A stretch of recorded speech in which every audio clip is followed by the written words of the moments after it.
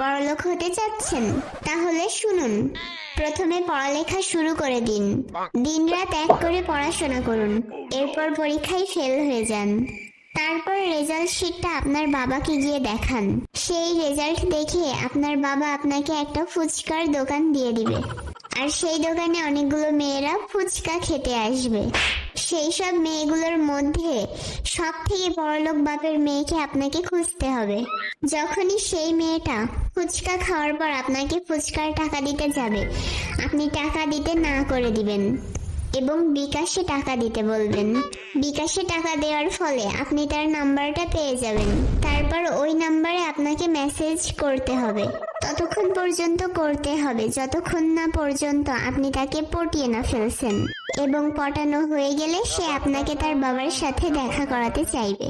তখন তার বাবা আপনাকে বলবে, তুই কত টাকা চাস আমার মেয়েকে ছাড়ার জন্য?